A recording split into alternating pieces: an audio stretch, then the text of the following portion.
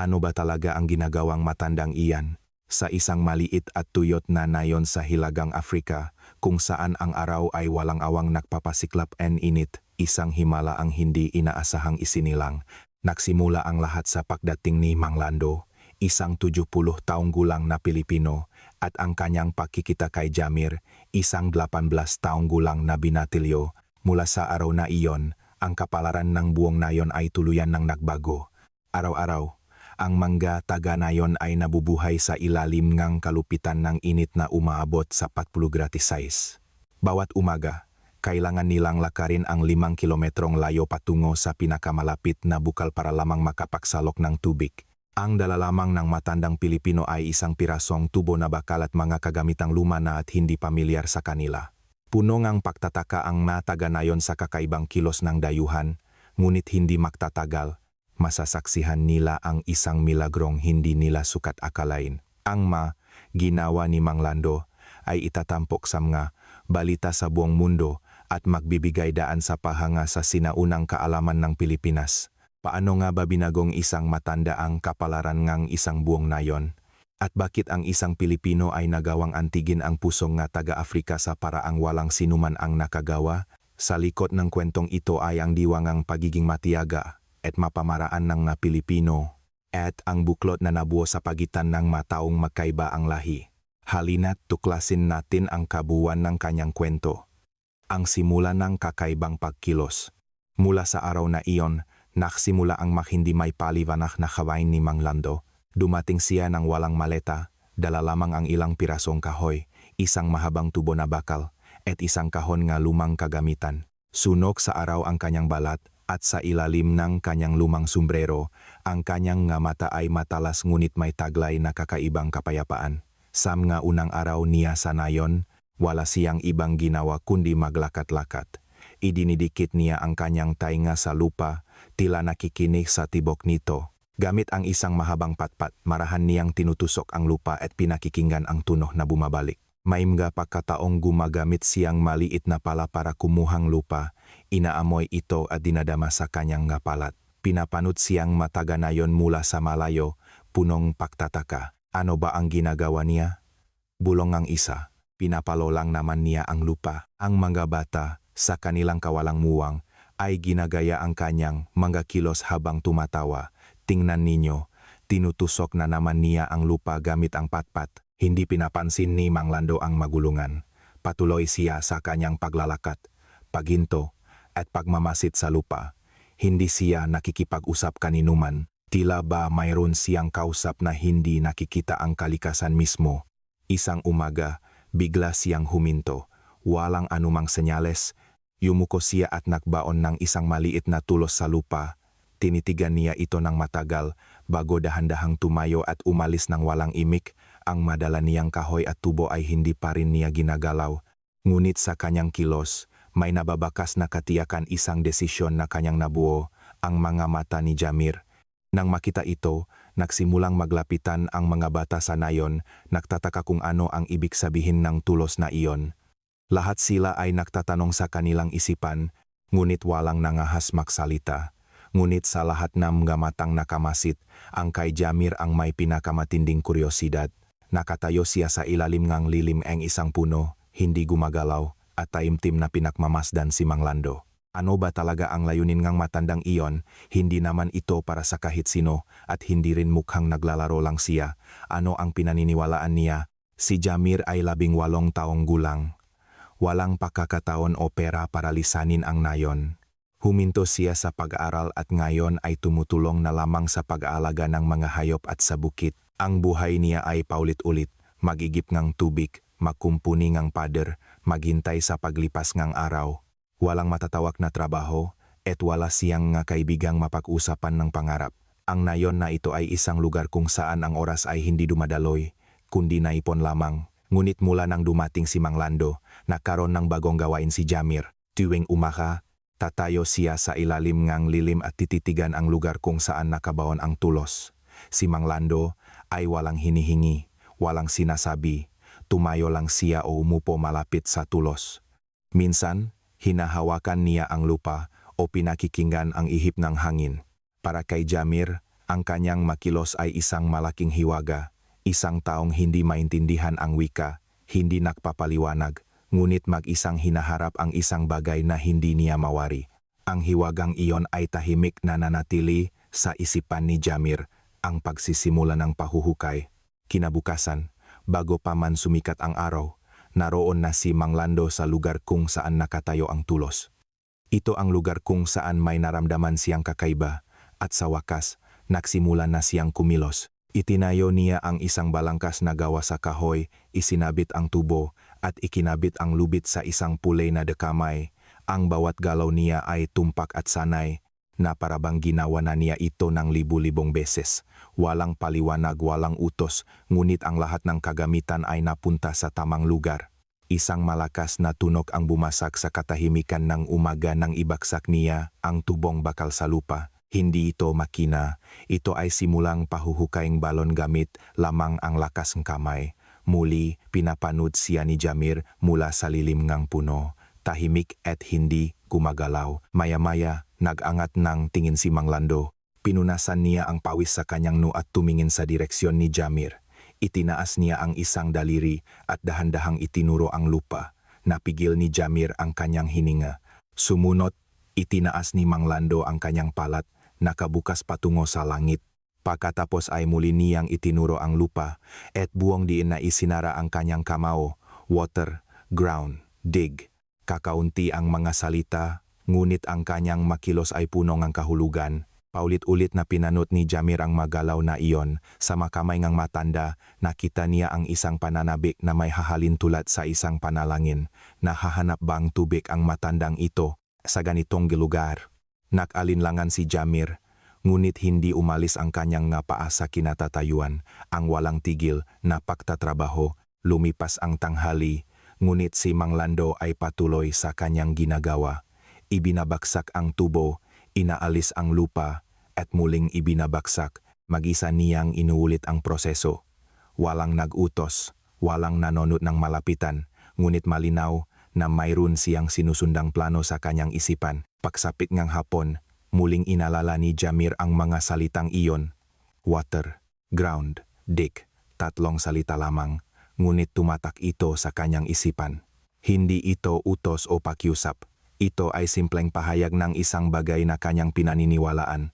Tubig sa lugar na ito? Imposible. Ngunit ang mapaa ni Jamir ay unti-unti nang lumalapit. Mula sa lilim ng puno, tumuntong siya sa buhangin, palapit sa hukay. Sa kanyang puso, tila may isang bagay na nagsisimula na ring ibawon. Ang unang hakbang, kinaumagahan, naroon muli si Jamir sa lilim ng puno, ngunit iba na ngayon, hindi na niya kayang manot na lamang.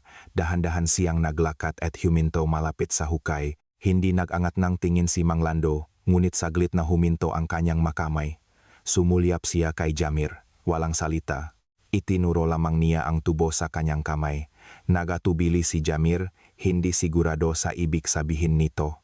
Bahagya siyang umatras, ngunit nakita niya ang piraso ng lupa na nahuhulog mula sa dulo ng tubo. Gusto ba niyang tumulong ako? Nag-alinlangan si Jamir, ngunit ang kilos ni Mang Lando ay tila nagsasabing pwede kang tumulong. Dahan-dahang tumango si Mang Lando at itinuro ang balde sa kanyang paanan. Iyon lang. Nagsimulang maghakot ang lupa si Jamir. Kapag napuno ang balde, itinatapon niya ito sa malayo. Pagbalik, sasalok ulit.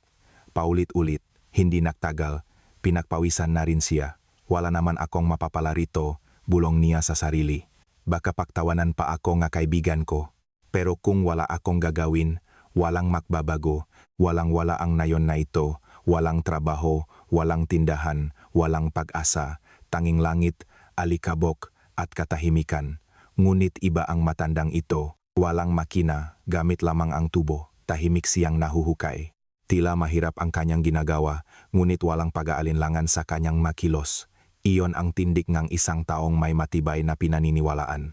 Umihip ang hangin, at pinalibutan sila ng alikabok. Sa gitna nito, napasip si Jamir. Bakit siya napunta rito? Bakit sa ganitong lugar, sa ganitong paraan, ginagawa niya ito? Wala pa siyang sagot, ngunit sa isang sulok ng kanyang puso, isang maliit na apoy ang nagsimulang magliyab, pagsubok at pagkukumpuni.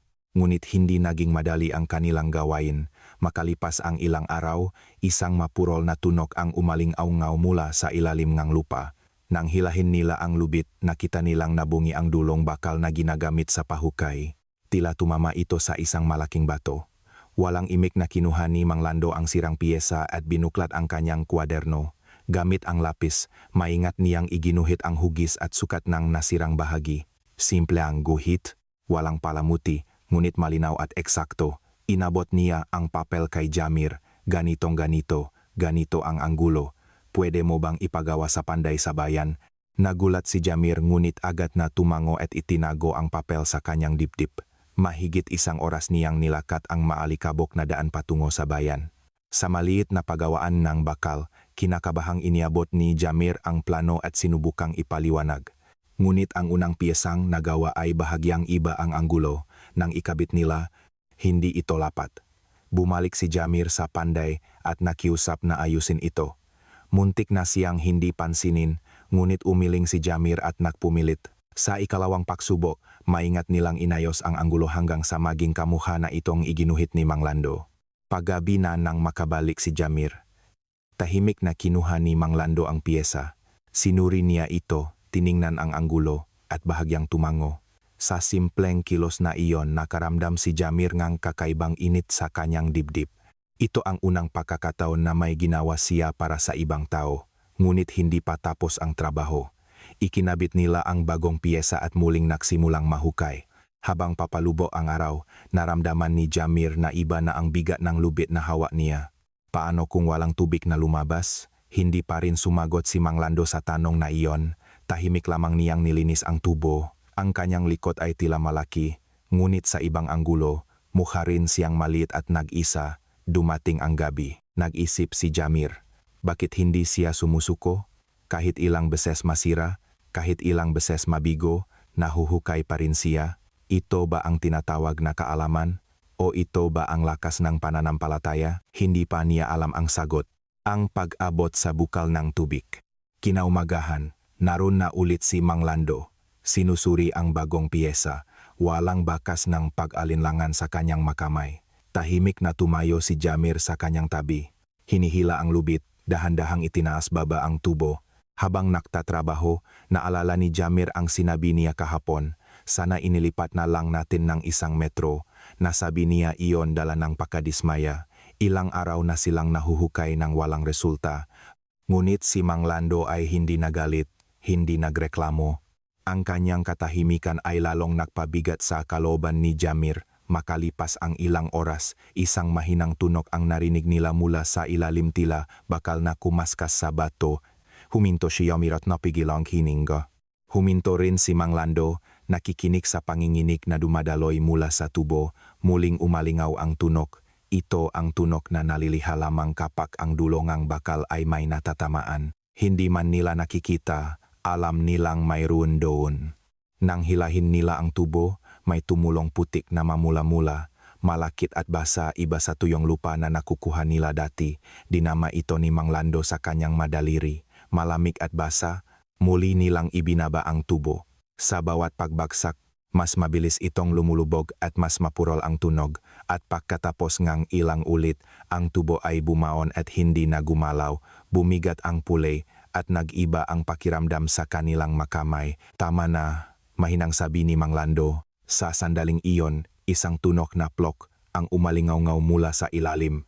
Tila isang bulangang hangin na lumabas sa lupa. Ito ang senyales, may tubig na doon. Isang taga-nayon ang napasigaw. Ngunit hindi pa gumagalaw si Mang Lando. Sandali pa, bulong niya. Dahan-dahan niyang hinila ang tubo pataas. Mabigat ito at may paktutol.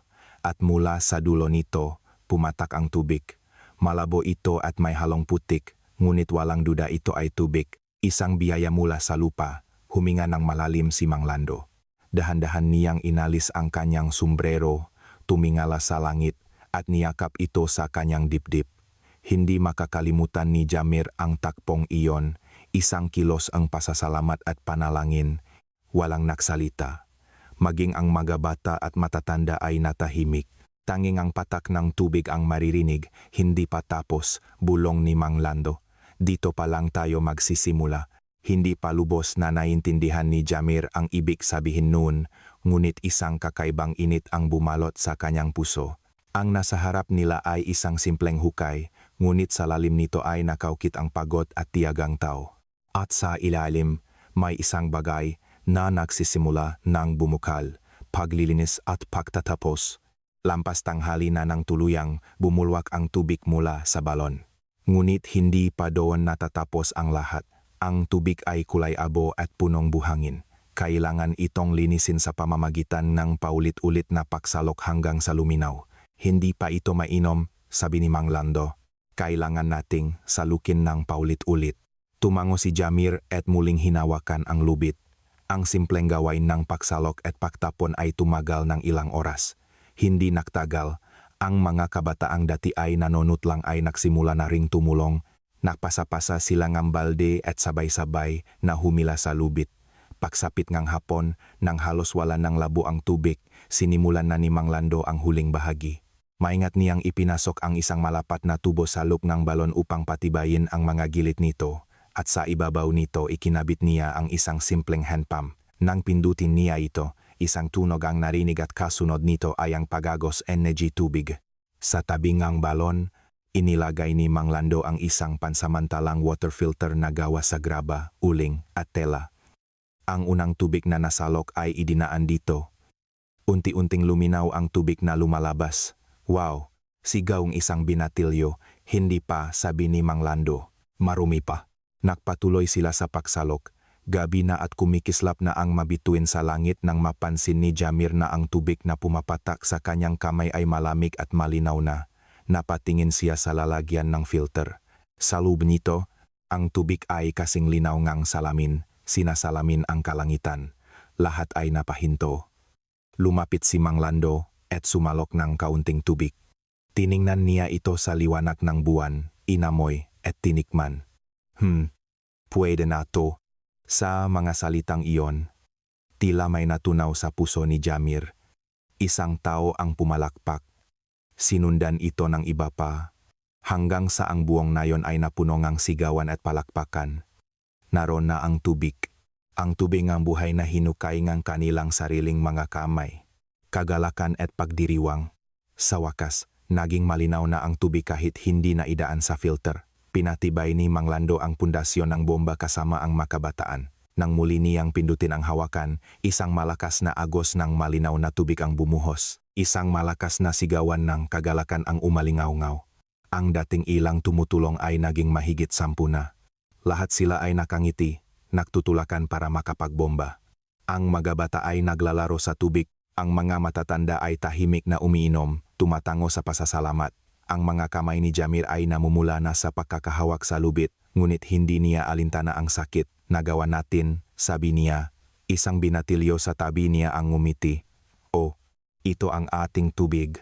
Tumingala si Mang Lando sa langit. Ang kanyang sombrero ay bahagyang inilipat ng hangin. Sa gitnang lahat, ang tahimik na matanda ay bahagyang ngumiti at bumulong. Maganda na ang mamukha nila ngayon. Ang pagsasalin ng kaalaman, makalipas ang ilang araw, habang nililikpit ni Mang Lando at Jamir ang magamit, nililinis ni Jamir ang makasangkapang puno ng putik. Tahimik siyang pinapanot ni Mang Lando at paminsan-minsan ay kinukuha ang maruruming gamit para hugasan. Sa gitnang nayon, nakatayo ang asul na bomba, isang simbolo ng kanilang tagumpay. Ang lupa sa paligid nito ay basa at puno ng bakas ang nga paang naglalaro. Ang nayon ay bumalik na sa dati nitong ritmo, ngunit ngayon, mayroon ng buhay. Habang inaayos ni Jamir ang magamit, nakita niyang nakaupo pa rin si Mang Lando sa tabing ng bomba. Hinihigpitan ang isang turnilyo na mahigpit na. May problema po ba? Tanong ni Jamir. Humiling si Mang Lando. Wala naman, ganito lang. Sa paanan niya ay naroon ang isang luma at makapal na kwaderno. Kinuha ito ni Mang Lando at iniabot kay Jamir. Nang buksan ito ni Jamir, nakita niya ang masulat kamay na plano ng pahuhukay ng balon, manggaguhit ng tubo, sukat ng mapiyesa, at mga tala tungkol sa kung paano malalaman kung malapit na ang tubig. Puno ito ng mga payo at karanasan ng isang manggagawa, hindi ito ordinaryong tala. Ito ay isang paraan para ang kaalaman niya ay may pasa sa susunod na henerasyon. Kayo po ang gumawang lahat ng ito, o sa loob ng maraming taon. Sa bawat tagumpay at kabiguan, lahat nakasulat diyan. Binuklat ni Jamir ang mapahina. May mga bura, may mga mansa. Sa tabi ng isang guhit, may nakasulat na, kapag tumama sa bato, huwag mataranta. Sa isa pang paina, ang lubid, tumutunog muna bago maputol. Hindi ito libro, sabi ni Manglando. Ito ang buhay NG trabaho ko. At ngayon, sayo na yan. Kaya ko na rin po bang mahukay gamit ito? Hindi sapat ang kwaderno, kailangan mo nga gamit, lakas ng loop, paktitiyaga, at puso. May tumawag sa malayo, ang mag-aina ay pauwi na kasama ang kanilang mag-aanak. Tahimik ang hapon sa nayon. Niyakap ni Jamir ang kwaderno at tinitigan ang likod ni Manglando. Alam niyang tinitiya lamang nga tanda na kaya na nilang tumayo sa sarili nilang mapaa. May mga bagay na naipapasa kahit walang salita. Ngunit may mga bagay ding kailangang iwanan para hindi makalimutan. Ang kwaderno ni Manglando ang tulay sa pagitan ng dalawang iyon. Ang pamamaalam, isang umaga, tahimik na inayos ni Manglando ang kanyang nga gamit. Ang luma niyang kahon ng kagamitan at ang putpot niyang sapatos. Nakita siya ni Jamir sa may labasan ng nayon. Alis na po kayo. Tumango lang si Manglando. Walang mahabang paalamanan. Nakamay lamang sila. Kayo na ang magpapatuloy nito, sabi ni Manglando. Magaspang ang kanyang kamay, ngunit puno ito ng init. Habang papalayo si Manglando, tinitignan niya ang kanyang magamay. Ito lang siguro ang kaya kong gawin, ngunit wala siyang pinagsisihan. Hindi niya inakala na ang kaalamang natutunan niya sa Pilipinas ay magiging biyaya sa malayong lupain ng Afrika. Ang ipinasa niya ay hindi lang teknolohiya, kundi ang diwa ng paharap sa anumang pagsubok. Nakatayo si Jamir sa dulong nayon, pinapanot ang papalayong anino ni Manglando. Ang hangin ay tulad pa rin ng dati, ngunit may nabago na sa nayon at may nabago na rin sa kanya ang paglaganap ng kaalaman. Naglalakad si Jamir sa tigang na lupa, patungo sa isang kalapit na nayon. Hinilingan siyang mahukaying balon doon. Dala ang kwaderno ni Manglando, ginawa niya ang natutunan, maglakat, makinig sa lupa, pag-aralan ang hangin at ang kulay ng lupa. Ilang araw siyang nahanap ng tamang lugar. Imposibleng malaman agad, maging si Manglando ay nakamali sa unang subok. Kung gayon, gagawin niya ang ginawa ng matanda, susubukan niya. Kung makamali, ulitin niya, hanggang sa makahanap siyang tubig. Naglagay siyang isang bato bilang pananda at kinaumagahan, sinimulan niyang buuin ang balangkas na gawa sa kahoy, katulad ng itinuro sa kanya. Ang makabataan sa bagong nayon ay tumulong sa kanya. Walang kasiguraduhan kung may tubig, ngunit walang nagtanong, lahat sila ay kumikilos, punong tiwala. Gaya ni Manglando, nakikipag-usap si Jamir sa lupang hindi nakikita. Hindi niya inaasahang magtatagumpay agad. Ang mahalaga ay huwag huminto. Ang itinuro sa kanya ni Manglando ay hindi lang isang pamamaraan. Ito ay isang paninindigan. Sa ilalim ng lupa, hindi lang tubig ang naghihintay, kundi mga tanong. Paano maghuhukay? Paano ito ituturo? At paano ito haharapin? Muling hinawakan ni Jamir ang lubid. Kailangan lang niyang magpatuloy sa paghuhukay. Ang sagot ay tiyak na naroon sa dulo, ang pagiging guro.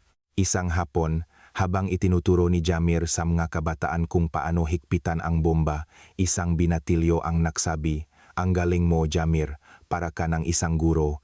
Nagtawanan sila, ngunit namula ang pisngi ni Jamir. Maya-maya, isang lalaki ang lumapit. May isa pang nayon na gustong magpatulong. "Pwede mo ba kaming turuan?" Natigilan si Jamir. Siya, na dating walang-wala, ngayon ay hinihilingang magturo. Naalala niya ang sinabi ni Manglando, ang kaalaman ay parang buto, isang bagay na mananatili kahit wala ka na. Ngayon, naiintindihan na niya, ang pahuhukay, paghahanap ng tubig, pagtuturo kung magpapatuloy ang maito kahit wala na siya, iyon ang tunay na kaalaman. Dahan-dahang tumango si Jamir. Pero isa lang ang una kong ituturo sa inyo. Ano iyon? Huwag niyong sasaktan ang mga kamay ninyo. Ang balon ay hindi nahuhukay sa panunot lang. Isang tawanan ang umalingaw-ngaw, ngunit sa tono ng kanyang pananalita, may bakas ng boses ni Manglando. Habang naglalakad si Jamir patungo sa susunod na nayon, dala ang kahon ng kagamitan, may bumulong muli. Isa na siyang tunay na guro. Hindi lumingon si Jamir, ngunit isang ngiti ang sumilay sa kanyang ngalabi. Ang paglaganap, nye pag-asa. Sa paglipas ng panahon, ang kaalaman ni Jamir ay kumalat sa iba't ibang nayon. Ang matinuruan niya ay nagturo rin sa iba. Ang maliit na buto na itinanim ni Mang Lando ay isa na ngayong malaking puno na nagbibigay buhay. Wala na si Mang Lando, ngunit ang kanyang diwa ay nananatili sa bawat patak ng tubig, sa bawat piraso ng lupang hinuhukay. Ang kwento ngang pag-asang dalangang tubig ay patuloy na isinusulat sa bawat bagong balon na nabubuo. Sa ilalim ngang lupa, hindi lang tubig ang natatakpuan, kundi pag-asa. At ang pag-asang iyon ay patuloy na dumadaloy, nagbibigay buhay sa tigang na lupa nga Afrika.